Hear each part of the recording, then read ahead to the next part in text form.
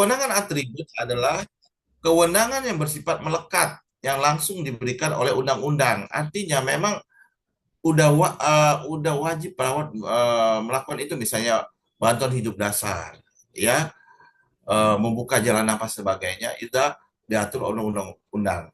Dan kewenangan distributif ini berhubungan delegasi dan mandat. Nah, ini harus paham, ya. Apakah rumah sakit sudah memberikan mandat dan delegasi pada tindakan tertentu, misalnya pada HLS, depibrilasi, ya. Nah, karena di kewenangan atribut, ya, tindakan depibrilasi ini belum diberikan. Nah, tapi kalau rumah sakit memberikan kewenangan distributif, delegasi, dan mandat, ini bisa diberikan kepada perawat yang sudah kompeten ACLS.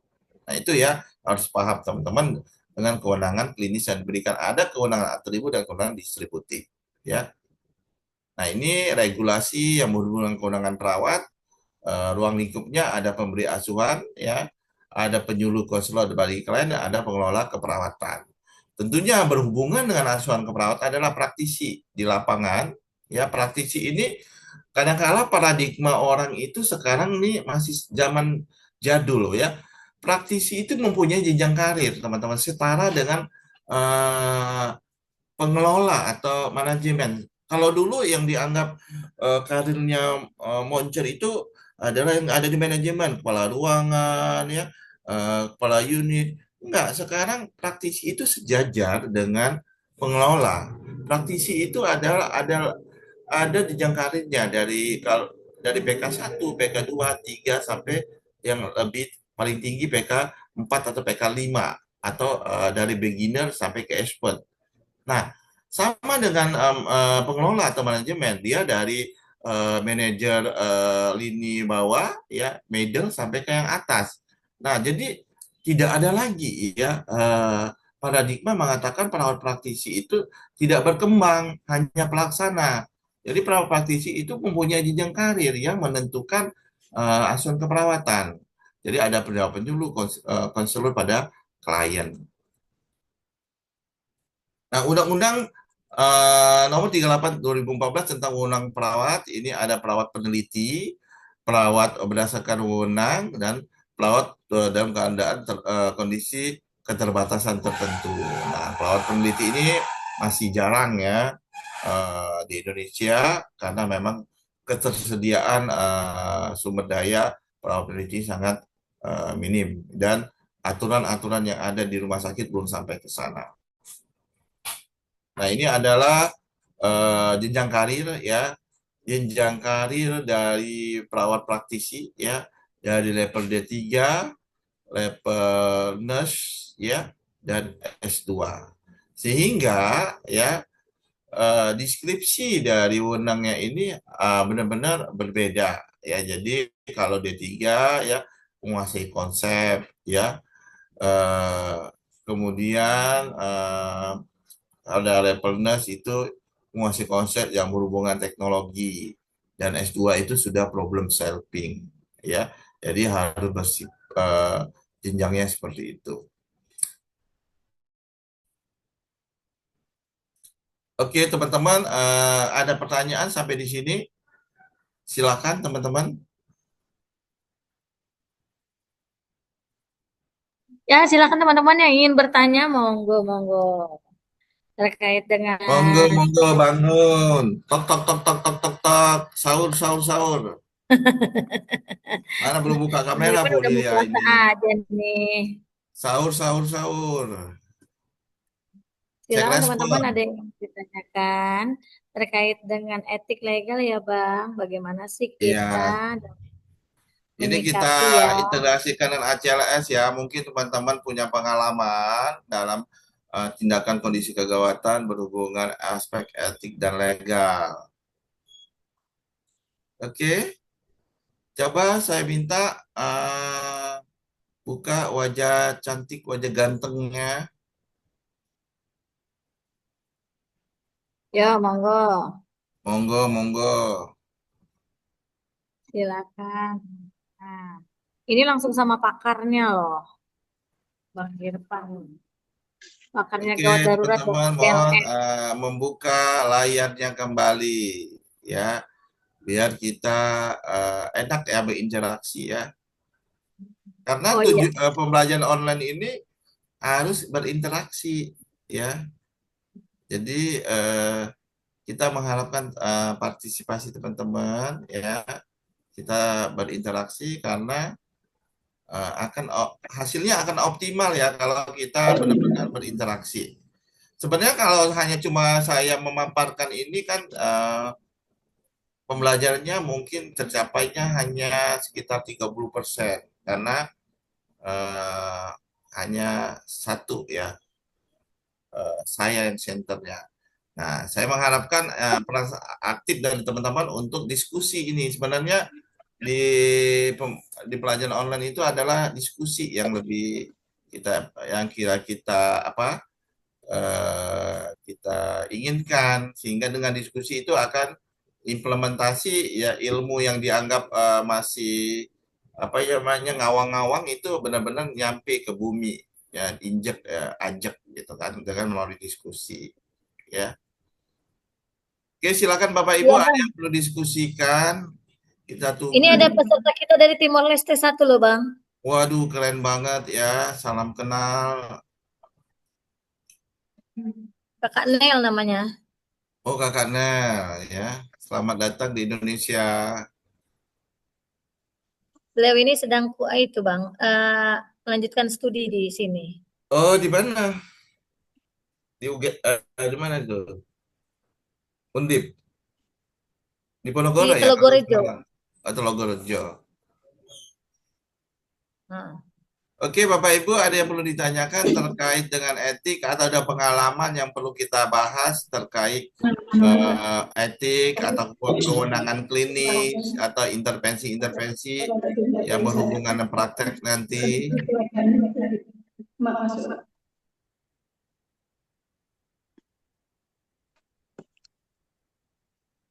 ya Bapak Ibu ada yang ingin disampaikan nggak? 10 aja Bang, nggak apa-apa. Kurang 10 menit. Dah, ini.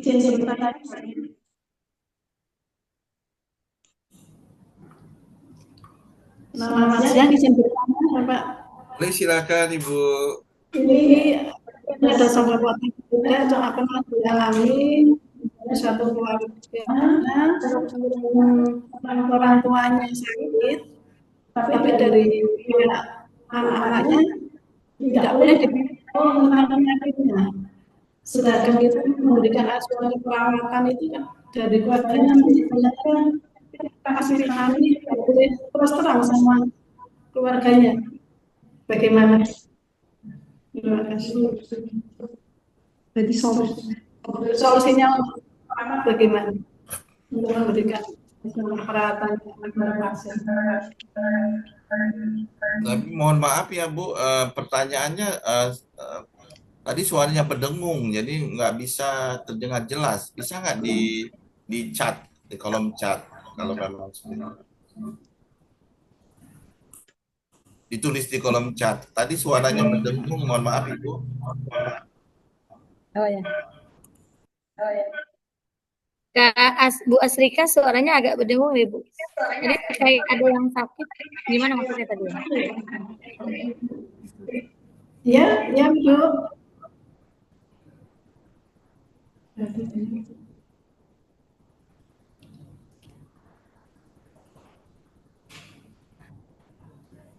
Berarti dicat saja gitu. Ini ada kasus di suatu ruangan itu ada pasien usia, terus dari keluarganya itu dari pihak anak-anaknya pasien jangan diberitahu tentang sakitnya. Oh, jangan diberitahu, lansia jangan Ya, diberitahu tentang sakitnya. ya, nanti kan mau kasih obat apa bilang itu vitamin gitu aja. Padahal pasien itu sendiri mesti tanya, ini obat apa untuk apa gitu. Tapi dari pihak anak-anaknya nggak boleh ngasih tahu obat pasien untuk guna untuk apa. Terus itu bagaimana? Mbak Yulia udah nangkep belum jawaban pertanyaannya? Jadi ada pasiennya ini dari anak-anaknya jangan dikasih tahu tentang penyakitnya. Ya, terus Terus, jadi gimana tanggapannya gitu ya Bu ya? Ya, kita memberi asuhan keperawatan ke pasiennya kan berarti kita ngasih obat harus biasanya beritahu Pak ini untuk obat ini apa diberitahu satu-satu. Jadi kita harus bawa kepada pasien. Jadi apa yang harus kita kasih tahu Bang? iya sebenarnya kita itu harus dijelaskan juga ya kepada keluarga bahwa secara etis kita harus menjelaskan ya secara pelan-pelan penyakitnya si apa namanya si pasien walaupun dia lansia sehingga kita tidak melanggar secara etik ya itu juga kejujuran ya tapi pelan-pelan kita lihat karakternya lansia itu kalau dia misalnya cenderung cemas atau itu ya kita tentunya akan berusaha pelan-pelan memberikan informasinya ya. Nah, tentunya dalam pemberian obat ini namanya dilema etik ya Bu ya. Dilema etik itu kadang-kala tidak ada hal yang baik dan benar ya tergantung dari menyangkut kemaslahatan atau baiknya pasien. Jadi kalau pasiennya kita tunda untuk menjelaskan penyakitnya karena dia ketakutan cemas akan memperburuk kondisinya, ya kita bisa tunda. Tetapi kalau dia memang sudah siap untuk tahu penyakitnya, kita jelaskan. Dan pemberian obatnya juga tentunya tadi dilemanya ketika kita memberikan obat ya, Bapak Ibu ya. Jadi pada saat kita memberikan obat ya, kita tentunya akan menjelaskan ini obat apa aja ya, obat apa aja yang kita harus berikan ya.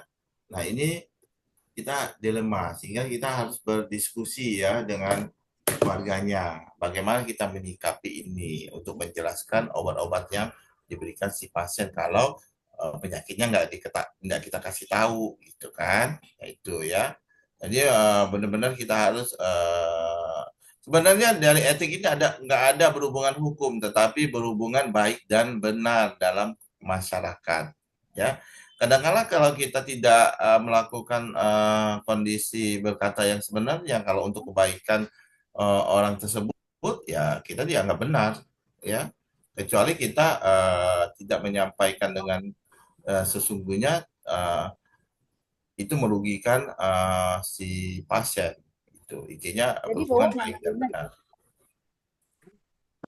Kayaknya dia harganya 2,3 nggak sih?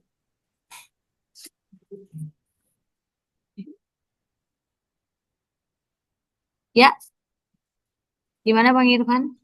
Oke mungkin bisa itu ya apa namanya masukan dari saya karena memang etik ini tidak bisa dikatakan baik dan benar tetapi bagaimana kita tadi berprinsip otonomi, beneficiensi, efisiensi, ya, justice, ya. Jadi kalau kita benar-benar ingin apa nama jujur, tapi menyebabkan si pasien itu terjadi cedera, ya, dia misalnya cemas dan sebagainya, ya kita utamakan keselamatan pasien. Tapi selagi tidak ke arah sana, ya kita harus jujur. Gitu ya. Ya, Bang Irfan, oke. Jadi tetap Terima kita kasih. tatap ke sana ya. Paling kita berikan obatnya itu nanti bilangnya sesuai gejala aja ya kan Bang? Iya, untuk kesembuhan aja gitu kan. Ya, misalnya Kecuali Ibu dia memberikan paracetamol ya itu untuk nyeri Bu. Oke? Ada lagi yang lain?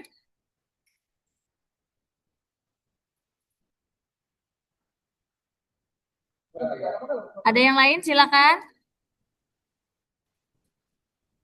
Kak Nel mungkin mau bertanya kah?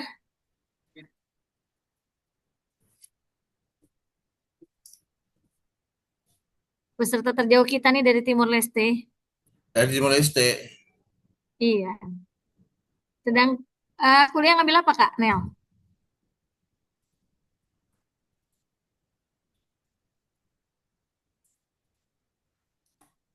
Di Telogorejo. perawatan. Apa? Sarjana keperawatan atau magister keperawatan kah? Tapi ini masih di mute Kak Mel. Kak Nel.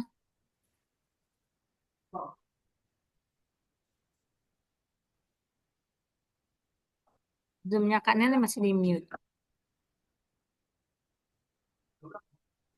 Oke, baik. Kak Irfan mungkin nanti sambil apa? Sambil berjalan ya. Monggo silakan Kakak Irfan mau langsung mau ada diskusi atau ini ada materi selanjutnya. Kita break dulu atau materi selanjutnya? Kalau sekarang sih masih jam 11 sih, Kak Iya, Irfan. berarti kita lanjut. Ya, Lanjut aja mungkin ya Bang Irfan ya. oke, kita lanjut ya. Ini terkait filosofi ya. Filosofi ya. Iya, oke baik. Terima kasih. Silakan Bang Irfan.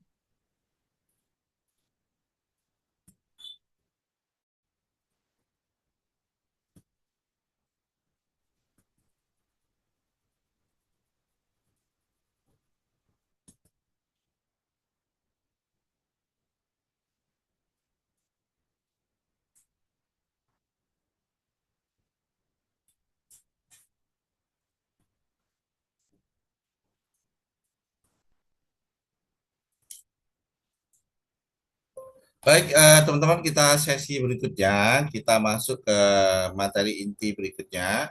Ini udah materi berhubungan ACLS, yaitu filosofi dari Expand Cardio Life Support, ya. Jadi filosofi itu berhubungan nilai-nilai, ya, hal apa aja, ya, yang menjadi core value, ya, dalam melakukan Expand Cardio Life Support. Jadi ini hal yang mendasar, ya, yang menjadi landasan kita dalam melakukan expand cardio life support. Karena kenapa diletakkan di pertama kali, inilah akan memberikan nilai-nilai yang ada di diri teman-teman sekalian ketika mampu melakukan expand cardio life support, ya. Nah, tujuan pembelajaran ini adalah secara umum dengan materi filosofi ini teman-teman, ya, setelah mengikuti pembelajaran ini, ya, mampu memahami, ya, poin-poin filosofi, ya, nilai-nilai expand cardio life support itu, ya. Jadi apa aja sih yang menjadi poin-poinnya yang harus kita lakukan. Kedua, tujuan pembelajaran khususnya adalah menjelaskan standar penanganan kedaruratan tingkat dasar dan lanjut, ya, dan menjelaskan filosofi expand cardio life support.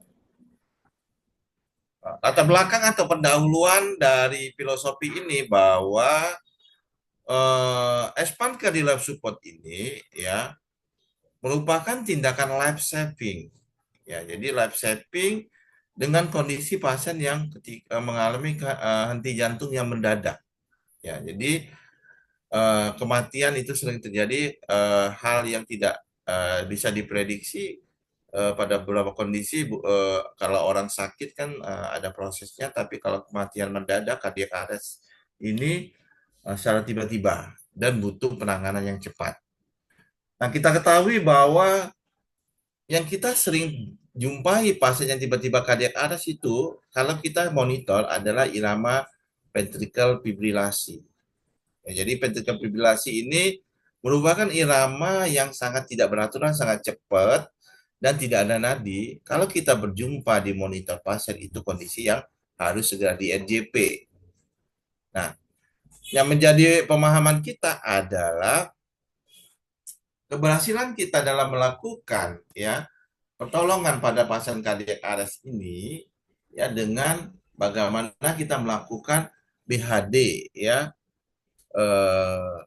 yang cepat dan tepat atau high quality CPR dalam 5 menit pertama pada saat kita menemukan korban, ya, dan ditambah dengan bantuan AED atau automatic external defibrillation. Automatic external defibrillation adalah suatu alat yang secara otomatis, ya, biasanya ada di bandara, yang memberikan terapi listrik pada irama yang sangat cepat dan tidak beraturan supaya irama ini hilang, ya. Kemudian kita RJP sehingga pasien kembali lagi ke irama yang normal.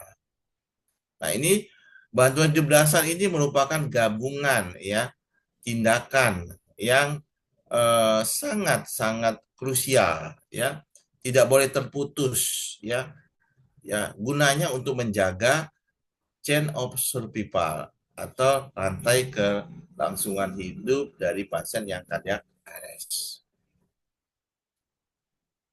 Nah, kemudian kita bicara tentang komponen apa yang harus dikuasai oleh penolong pada bantuan hidup dasar. Jadi teman-teman sebagai provider harus punya pengetahuan atau knowledge ya tentang konsep ya penilaian pasien dalam kondisi cardiac arrest ya seperti apa ya. Kemudian mampu ya teman-teman mempunyai kompetensi bisa melakukan kompresi yang baik ya, nanti dilatih ya pada saat skill session ya, bagaimana melakukan kompresi yang baik. Ya, kompresi yang baik itu kalau misalnya kecepatannya 100 sampai 120 kali per menit, ada recoil. Nah, itu teman-teman harus mampu, bukan hanya pengetahuan, tetapi ditunjukkan dengan kemampuan psikomotor. Kemudian ada penilaian pergerakan dada serta pemberi bantuan napas yang baik. Jadi penilaian pergerakan dada ini harus kita nilai apakah dadanya mengalami recoil atau tidak. Dan teman-teman harus mampu melakukan penggunaan automatic external defibrillation atau AED ya, automatic external defibrillation. Nah, saya kira automatic external defibrillation itu biasanya digunakan di area publik ya, tinggal ditaruh ya pada pad-padnya itu ada dua di sternum dan di afek, tinggal kita nyalakan tombol start. Dari tombol start itu alat itu akan memberikan instruksi ya secara sistematis dan kita akan mengikuti instruksi tersebut. Nanti ada di skill test ya. Nah, pelaksanaan bantu hidup dasar yang baik diharapkan bahwa pasien-pasien jantung itu dapat kembali ke sirkulasi spontan ya, karena pasien itu butuh ya penanganan yang cepat. Kemudian kita mengharapkan fungsi jantung paru dapat diperbaiki dengan melakukan kompresi dengan high quality CPR dan penggunaan AED atau automatic external defibrillasi. Jadi pasien yang cardiac arrest itu ya VF atau VT-nya kita hilangkan, terapi listrik dengan defibrilasi melalui AED dan kita kompresi supaya jantungnya berdetak normal lagi ya. Dengan kita memberikan kompresi yang baik, artinya kita tetap mempertahankan suplai darah ke organ vital, terutama pada otak. Ya, karena pada cardiac arrest kan alirannya berhenti.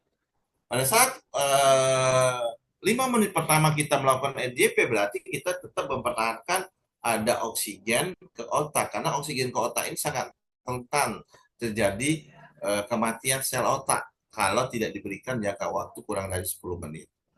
Ya. Nah, itu harus kita jaga pada saat kita memberikan bantuan hidup dasar.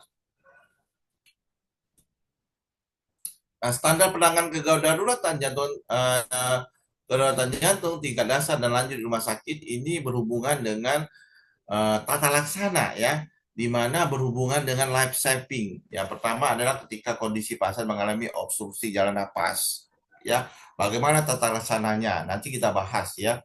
Kemudian bagaimana cara kita mengenali pasien itu tiba-tiba tergeletak merupakan dia henti jantung. Ya, bukan hanya pingsan. Kemudian standarnya kemampuan teknik penggunaan AED tadi ya, terutama pada gambaran ventricle fibrilasi dan ventricle takikardi. Dan tidak kalah pentingnya pertolongan pertama pada kondisi-kondisi seperti tenggelam ya, kesetrum atau sungai listrik pada orang dewasa maupun anak. Kemudian kita dalam ACLS nanti berhubungan dengan bantuan hidup dasar, ada rantai keselamatan atau kelangsungan hidup pada pasien. Yang pertama ya kita bahas adalah rantai kelangsungan hidup di luar rumah sakit atau OCA. OCA itu singkatan dari On Hospital Cardiac Arrest. Ya, artinya kita harus sistematis melakukan rangkaian tindakan ini pada pasien cardiac arrest ya. Jadi pada kondisi kita temukan korban di luar rumah sakit atau out hospital cardiac arrest, ini yang pertama, lantai pertama kita lakukan adalah mengaktifasi respon darurat. Jadi kita minta bantuan dan aktivasi respon darurat. Kemudian bagaimana setelah kita melakukan aktivasi, kita langsung tolong pasien ya dengan melakukan CPR yang berkualitas. Ya, jadi CPR berkualitas itu penting ya pada penanganan pasien cardiac arrest terutama di luar rumah sakit ya. Mau dalam mau di luar tuh sama ya. Nah, ciri dari high quality CPR itu tentunya ada indikatornya. Ya, jadi kalau yang dibilang baik ya, high quality CPR itu kalau memenuhi kriteria yang pertama kecepatannya 100 sampai 120 kali per menit. Kemudian ada minimal interupsi. Kedalamannya 5 sampai 6 cm pada orang dewasa. Ya, minimal interupsi, jangan memberikan ventilasi yang berlebihan dan tiap 2 menit ganti penolong kalau dia berdua. Nah, itu high quality CPR harus kita jaga. Kemudian langkah berikutnya pada penanganan cardiac arrest ada rantai ke defibrilasi. Nah, defibrilasi ini bisa kita gunakan dengan melalui AED. Kita tempelkan aja ya AED.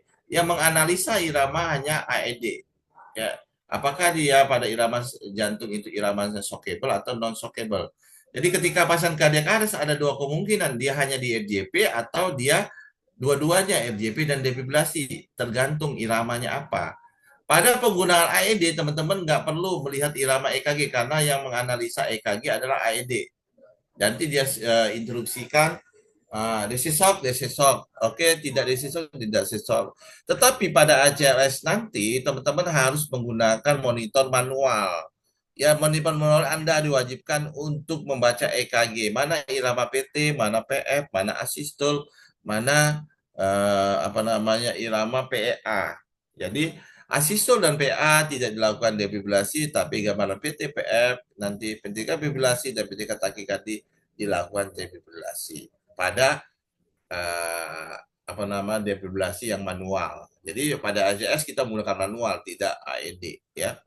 Kemudian pada hospital cardiac arrest yang langkah berikutnya ya kita harus memindahkan pasien dari TKP ke rumah sakit melalui resusitasi lanjutan di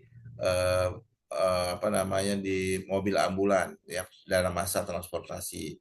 Nah, setelah tiba di rumah sakit tentunya pasien ini apabila kembali ke sirkulasi spontan atau nadinya kembali ada, kita harus tetap ya melakukan perawatan pasca resusitasi. Jadi tidak hanya sampai dia ada nadi, tapi bagaimana perawatan pasca resusitasi itu dioptimalkan ya dari UGD sampai ruang ICU, sampai dia perawatan pemulihan ya sampai pulang ke rumah. Nah itu rantai kelangsungan hidup dari penanganan ACLS ya. Jadi harus kita pahami bahwa tidak hanya sampai di ada nadi, tapi sampai perawatan pasca di jantung dan pemulihan.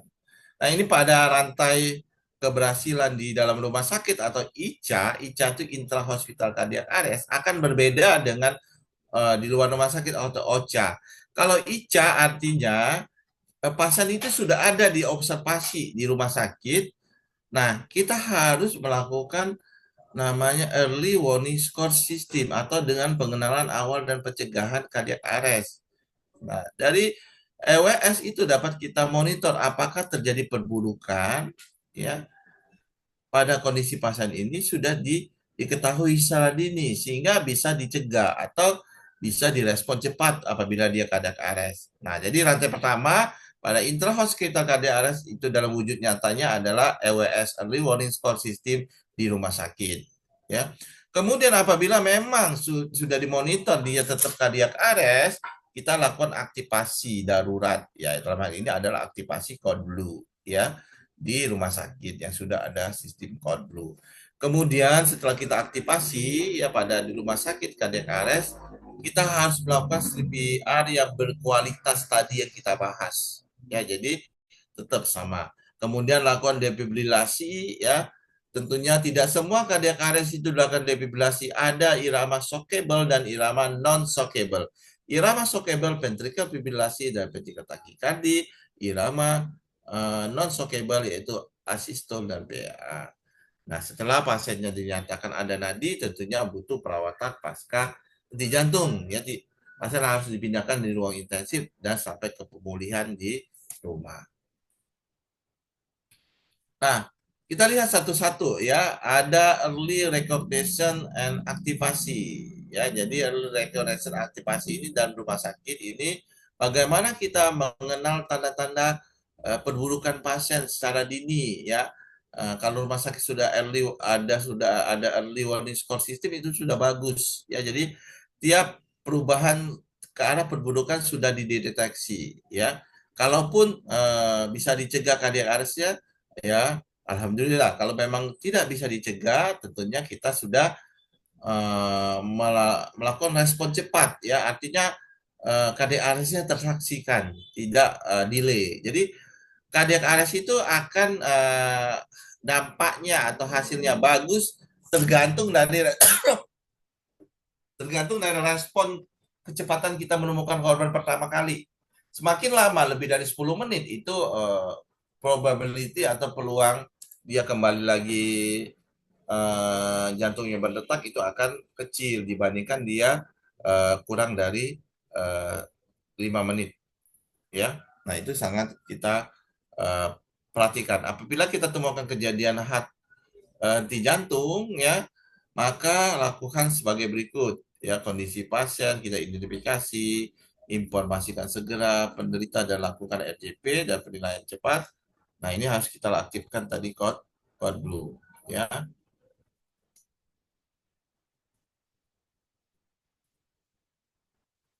Nah, ini sudah tadi ya, itu hospital cardiac arrest, ya, early coordination, early CPR tadi, ya. Early CPR harus kita lakukan CPR segera setelah kita mengaktifasi, ya, dengan kecepatan CPR tadi 100 sampai 120, kedalaman 5 sampai 6 cm, rasio kompresi ventilasi 30:2, ya. Nah, ini harus kita lakukan.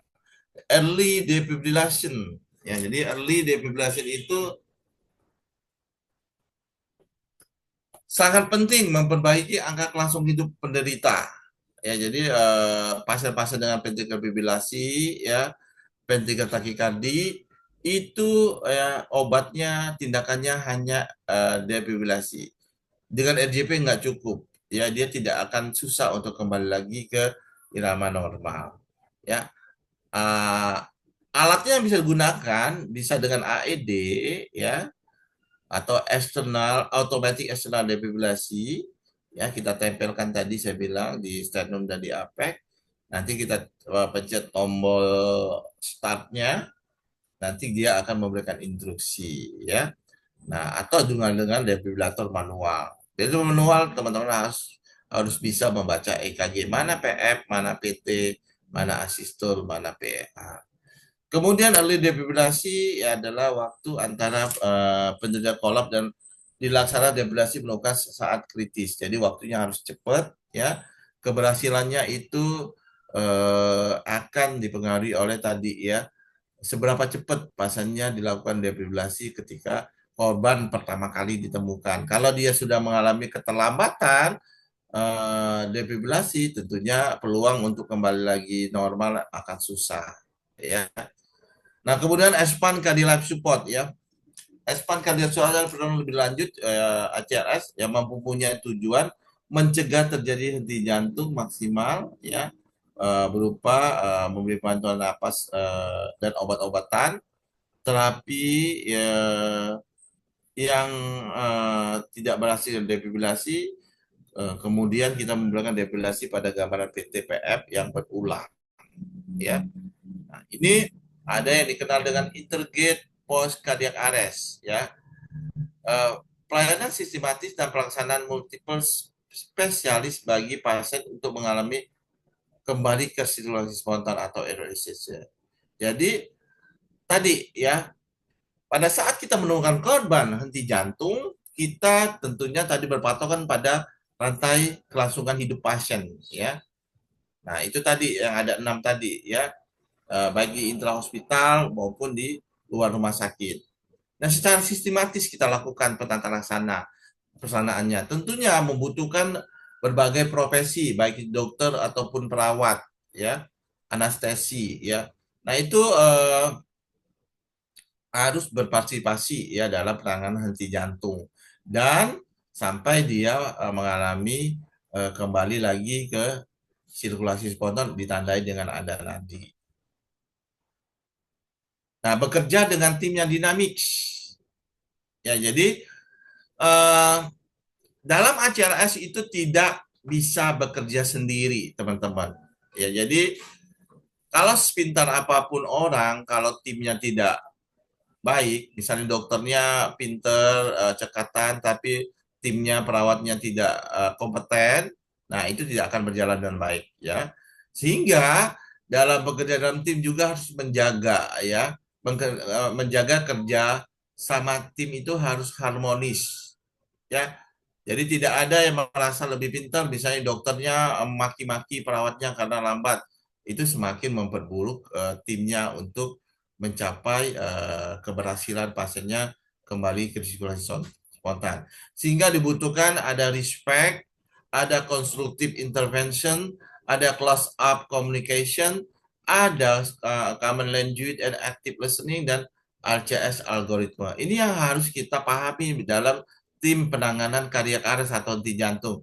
Ada saling menghargai, ada intervensi yang konstruktif, ya, intervensi yang untuk perbaikan, ada komunikasi yang close loop, nanti kita bahas. Ada bagaimana kita memahami ya bahasa-bahasa apa namanya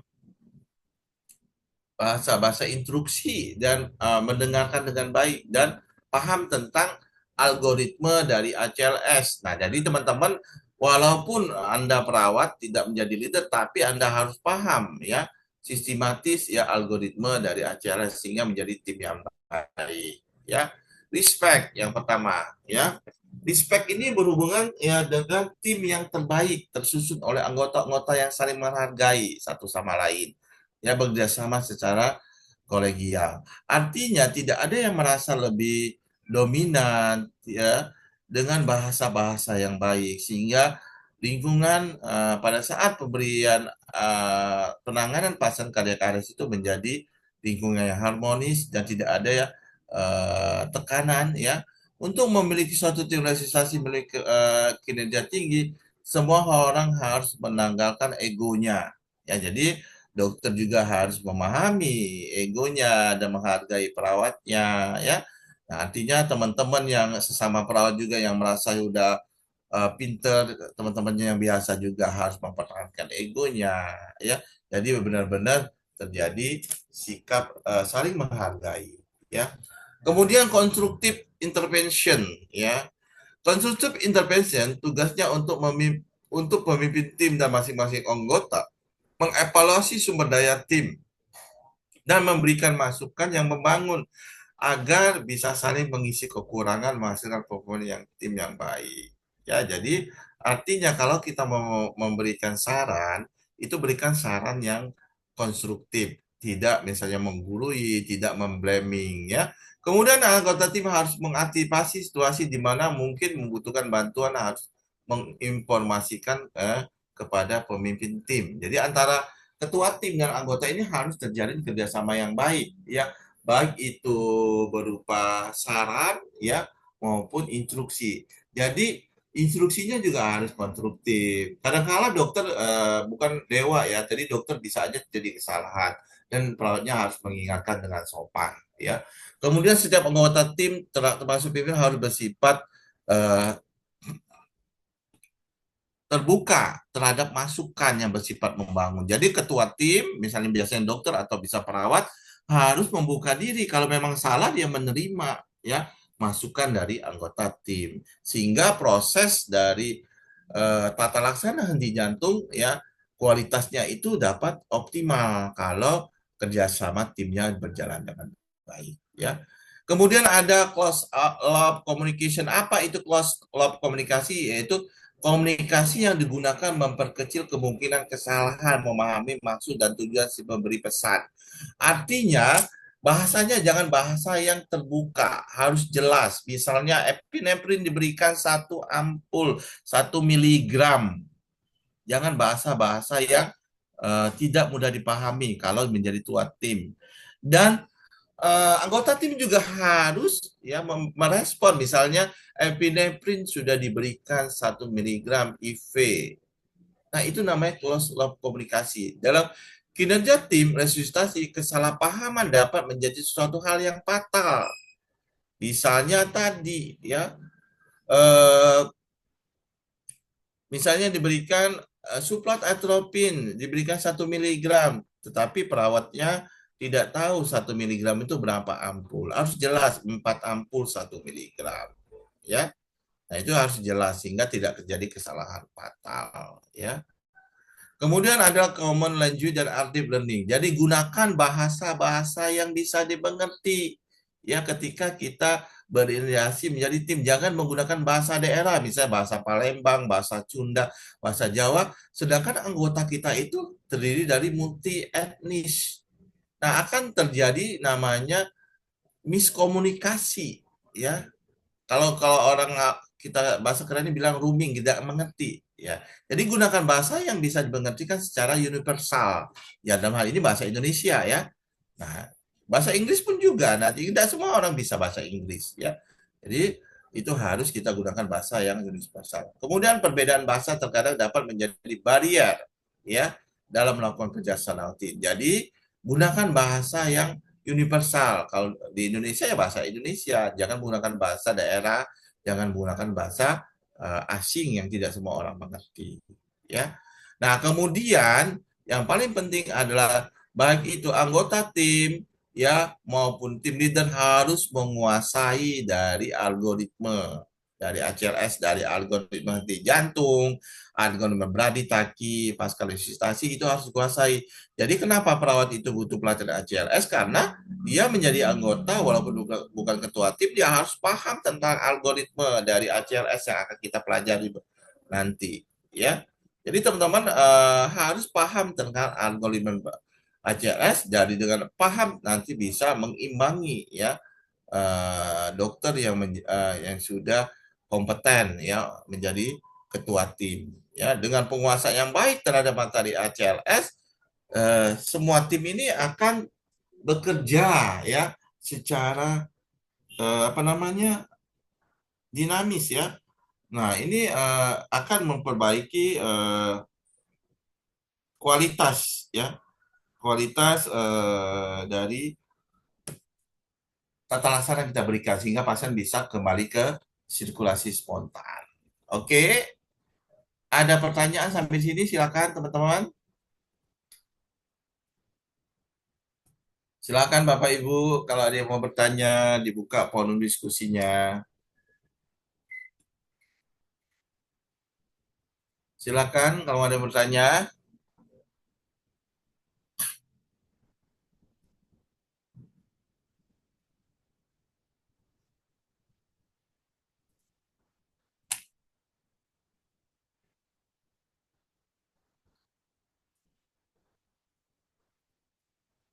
Hai, halo.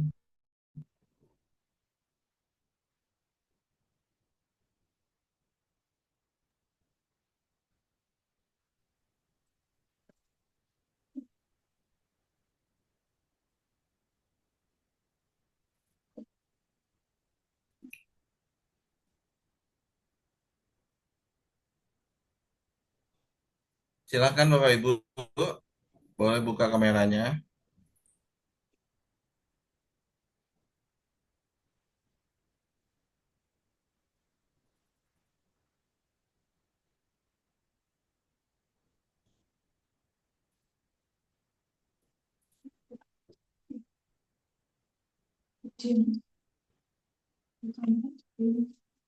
Silakan Bapak Ibu, ada yang perlu ditanyakan terkait tentang filosofi ACLS.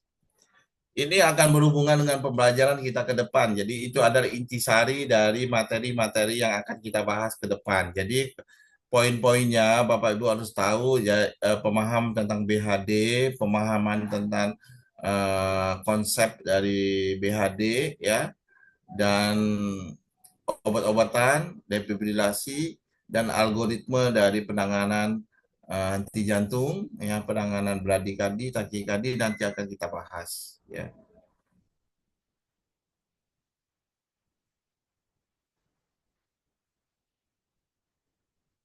Silakan Bapak Ibu, kita sebenarnya materi kita ini waktunya banyak untuk diskusi, ya, bukan hanya saya yang memaparkan.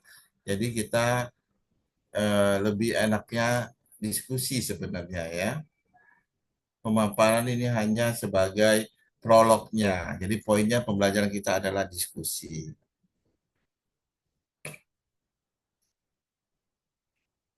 Oke, silakan Bapak Ibu, pertanyaan. Diskusi bisa ada dua Bapak Ibu ya. Saya tawarkan apakah Ibu dengan penugasan diskusi, nanti kita bahas presentasi, atau Bapak Ibu langsung bertanya. Kalau misalnya Bapak Ibu eh, nggak bertanya, berarti Bapak Ibu pengen penugasan kali ya. Gimana? Gimana? Kayak saya tawarkan.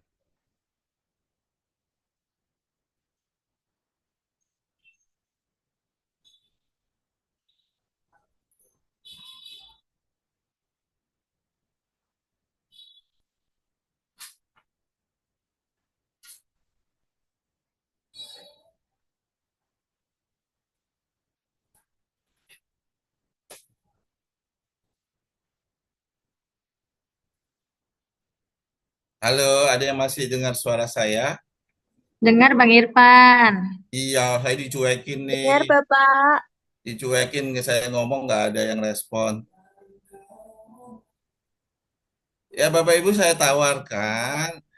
Kita kan sebenarnya pembelajaran online ini adalah diskusi. Diskusi bisa tanya jawab atau Ibu mau penugasan, Ibu yang presentasi.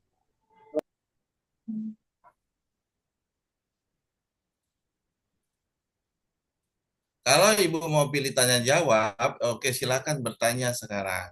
Kita diskusi. Atau kalau nggak mau tanya jawab bertanya, berarti ada penugasan gitu ya.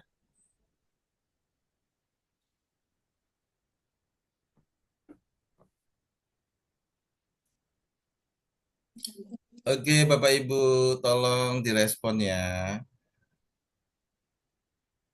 Hai, halo.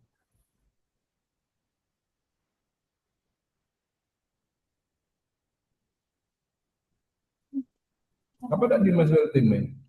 Ya, yuk silakan. Silakan. Kayaknya kalau diem berarti mau Ya, penugasan aja ya Bu Yulia. selamat siang Pak Irfan. Oke.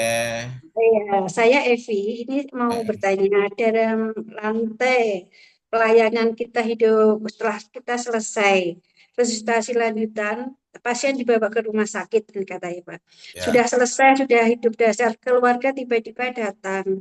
Terus eh, itu dari keluarga menghendaki untuk DNR, jadi untuk penghentian tindak lanjut.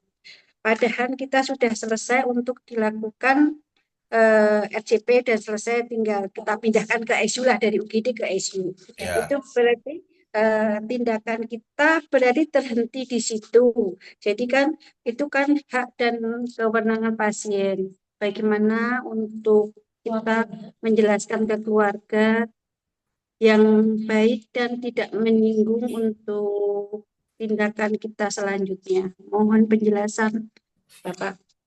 Iya, benar sekali ya Ibu, pertanyaannya. Ini memang kondisi ini memang sering kita temukan sehari-hari ya, terutama yang bekerja di IGD, di ICU, high care unit, bahkan di ruang perawatan bisa juga terjadi cardiac arrest. Bisa dimanapun bisa terjadi ya, di area rumah sakit ya, di poliklinik pun bisa. Jadi semua bisa mengalami kondisi yang dipertanyakan ini.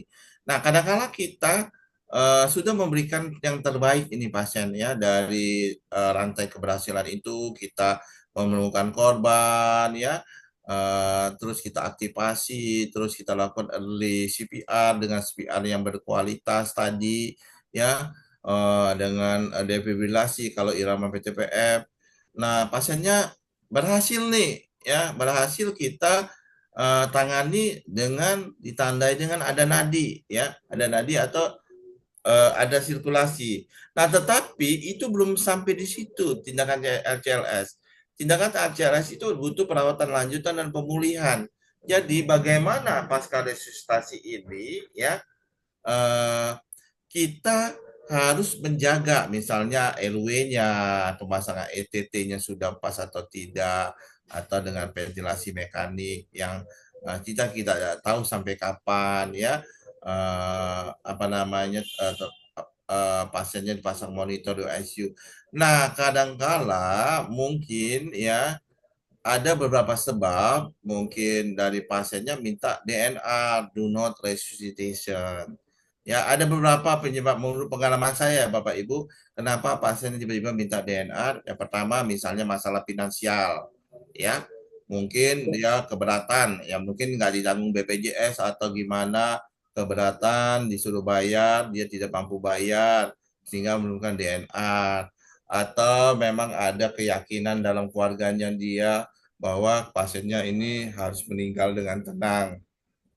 Ya, jadi kita benar-benar optimalkan dulu apa yang kita lakukan pada kondisi ini. Tindakan kita yang pertama, kita harus memahami kondisi yang ada pasien, yang ada pada keluarga pasien. Jadi kita sudut pandang kita dengan sudut pandang sebagai medis, ya, sebagai perawat yang harus memberikan pasien ini sesuai dengan rantai keberhasilan. Tetapi kita harus sudut pandangnya bagaimana ini kondisi pasien nih. Kita lihat sudut pandang dia, kondisi ekonomis, kondisi misalnya keyakinan dia, kondisi misalnya prognosis penyakitnya ini apakah sudah misalnya kanker stadium lanjut, apakah memang tidak ada harapan. Nah, itu harus kita dua sudut pandang. Nah, ketika kita mempertemukan dua sudut pandang itu akan timbul suatu kebijakan. Jadi kebijakan itu adalah sesuatu yang multiple sudut pandang. Jadi kita akan berbijak, kita akan menerima keputusan si keluarga ini DNR apabila memang kita tahu benar ya, misalnya masalah-masalahnya tidak bisa kita kendalikan. Misalnya dia masalah finansial. Oh, finansial memang kita tidak bisa membantu kan, kita aja nggak bisa membiayainya ya. Tapi kalau memang masalah-masalah pasien itu dapat kita kendalikan, misalnya kita minta bantuan sama apa namanya dari di kasubdinnya biar ditanggung. Nah, itu masih bisa. Berarti bisa kita nego untuk memperjuangkan pasien ini tidak DNR ya, atau memang ada harapan pasien ini untuk kondisi lebih baik karena umur bagus, tidak ada komorbid. Nah, itu kita edukasi lagi ke pasien. Nah, tapi tergantung ya tadi ya permasalahannya di mana ya masih bisa kita atasi atau tidak dari sudut pandang pasien. Kalau memang sudah deadlock ya, sudah mentok, ya kita harus menerima keputusan terbaik. Gitu ya, Bu ya. DNR. Ya. Tentunya DNR itu diputuskan secara bersama-sama, tidak satu pihak ya, Bu ya. Tidak dari keluarga tapi dari dokter, perawatnya dengan dihinjau dari beberapa aspek. Ya. Ya, terima kasih Bapak. Iya, sama-sama. Ya, jadi teman-teman kembali lagi saya ingatkan pada penanganan gawat darurat terutama di jantung kita tidak bisa ya memutuskan DNR secara sepihak ya. Ini harus hati-hati ya. Jadi jangan sampai kita memutuskan sepihak sedangkan keluarganya minta, "Oh, saya mau optimal gini gini gini." Enggak, Bu. Masa udah capek gini gini ini udah kita putuskan sepihak itu nggak boleh. Ya, jadi hati-hati kita bekerja dari di awal ada etik legal. Jadi etik legal bagaimana ketika rumah sakit itu sudah berdiri, tentunya rumah sakit berkewajiban memberikan pelayanan terbaik pada pasien kondisi gawat darurat. Itu yang pertama. Kedua, rumah sakit sudah memperkerjakan sumber daya manusia dalam ini perawat dan dokter yang kompeten. Ya, jadi tidak ada istilah, perawatnya tidak kompeten. Dia tidak bisa memberikan, nggak ada. Rumah sakitnya bisa dituntut. Apalagi sekarang udah zaman masyarakat melek hukum Ya, jadi jangan sampai Anda terlibat dalam kondisi hukum, misalnya membiarkan pasien cardiac arrest nggak ditolong. Padahal kan keluarganya tahu, oh ya harusnya pasien itu dilakukan EJP, harus dilakukan DEPIP. Kadang-kadang kita nggak tahu ya Bapak Ibu ya, kita menganggap orang awam itu sama, ternyata nggak taunya pakaiannya lusuh, berantakan, tapi dia eh, ilmunya tinggi, ya. Oh dia mengerti. Kita anggap oh dia nggak mengerti, tampilannya begitu, nggak mengerti. Tapi jangan salah. Jadi lebih amannya kita adalah kita melakukan sesuai standar dan yang sama, ya, sehingga kita siapapun dia, ya kita tidak menyalahi dari hukum dan standar operasional dari kebijakan rumah sakit. Rumah sakit juga aman terhadap tuntutan hukum dan kita juga aman dari tuntutan hukum kalau kita bekerja sesuai dengan kompetensi dan standar. Ya, itu filosofi yang harus kita pegang ya Bapak Ibu ya. Jadi filosofi itu adalah sesuatu ya, nilai yang ada di diri kita untuk membantu pasien dalam kondisi kegawatan, dalam kemampuan ACLS. Jadi saya sering ketemu di lapangan ya, sering di lapangan orang sudah apa namanya, menyepelekan. Oh, udah ngapain dilakukan maksimal gini-gini, akhirnya pasiennya mati. Nah, itu tidak boleh terdengar dengan keluarga pasien. Itu sudah melanggar etis. Ya, kalau zaman dulu 10 tahun yang lalu itu bisa karena masyarakatnya belum melek hukum. Sekarang bisa aja divideoin, bisa aja direkam dan menjadi viral dan akan berdampak pada perawat sendiri bahkan rumah sakit sendiri. Nah, filosofi inilah yang harus kita jaga bahwa kalau kita sudah mempunyai kemampuan ACLS, kita harus berupaya memberikan pelayanan kondisi kegawatan dengan optimal, kecuali tadi keluarganya minta DNR, sudah ada kesepakatan. DNR pun tidak hanya satu pihak memutuskan. Ya, ada dokter, ada perawat, ada pasien. Dan misalnya tadi ya, keputusan hanya pasien. Bisa jadi pasiennya nggak mengerti, ya, tidak mengerti. Saya pernah kejadian pasien mau dilakukan defibrilasi atau kardiopasi terapi listrik, pasiennya marah-marah karena apa? Katanya mau di stroke. Nah itu artinya pasien yang belum mengerti. Apa yang kita lakukan sebagai perawat yaitu edukasi dulu sebelum tindakan, bahwa tindakan terapi listrik ini bukan untuk mematikan tapi bahkan untuk memulihkan si pasien. Nah, itu sudut pandangnya harus dirubah dulu. Tapi kalau sudah semua deadlock, ya kita harus pahami ya, keputusan ada di tangan pasien. Ya, oke, itu ya pesan-pesan saya secara filosofi terkait materi ACLS ini. Jadi percuma kita sudah belajar ACLS, tetapi filosofinya belum sampai di dalam hati kita. Kenapa filosofi itu berada di awal? Ini menanamkan dalam teman-teman sekalian yang pelatihan ACLS ini, menanamkan di awal bahwa ketika Anda telah menyelesaikan pelatihan ini, Anda akan mempunyai jiwa untuk menolong pasien cardiac arrest secara optimal. Nggak ada lagi istilah yang tadi, ya ngapain, repot-repot, capek, udah meninggal aja, udah pasang EKG. Nah itu sudah nggak ada filosofinya. Untuk apa kita belajar ACLS capek-capek? Ya Bang jadi Irfan suaranya hilang kayaknya deh. apa? Masa? Ini terdengar nggak? Terdengar. Ya Terdengar, terdengar Pak. kan? Jadi filosofi ini penting ya Bapak Ibu. Kenapa saya menekankan di awal filosofi ini akan berhubungan dengan perilaku, attitude. Ya, attitude itu bukan hanya karena keramahan, ya senyum, tetapi attitude itu bagaimana kita memberikan problem solving, penanganan yang tepat, ya. Jadi tidak ada lagi istilah tadi saya bilang, ya udah meninggal aja pasiennya, udah direkam aja EKG-nya asisol, nggak usah ditolong. Itu Bapak Ibu ya tidak mempunyai filosofi, padahal Ibu punya kemampuan ACLS. Dan kalau naasnya, kalau melakukan hal itu, kalau pasiennya mengerti, keluarga pasien mengerti, itu akan dituntut secara hukum ya. Itu pesan-pesan saya terkait filosofi dalam ACLS, sehingga kedepannya teman-teman harus benar sungguh-sungguh untuk belajar, sehingga ketika nanti setelah pelatihan ini attitude atau perilakunya akan mencerminkan Iya, jiwa untuk menolong pasien kardiak arrest. Ya, jangan underestimate. Belum apa-apa udah dibacain aja Yasin. Ya, ya udah innalillahi wa inna ilaihi rajiun. Nah, nggak ada lagi istilah begitu ya Bapak Ibu ya.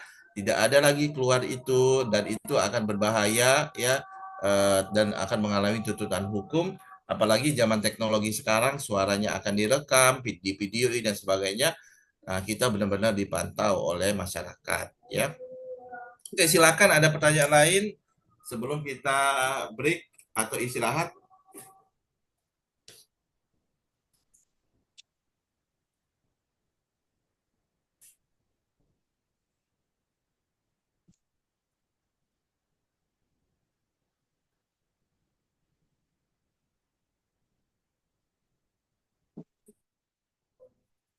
Oke, Mbak Yulia, masih ada pertanyaan? Teman-teman masih ada pertanyaan? Cukup ya kayaknya.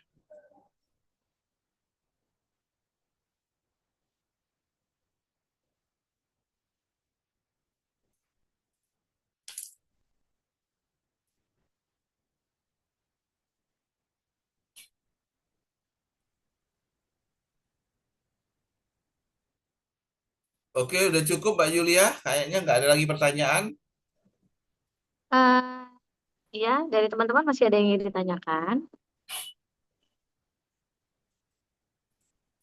Kalau sudah tidak ada, mungkin kita bisa berikan tepuk apa nih? Tepuk wow aja ya.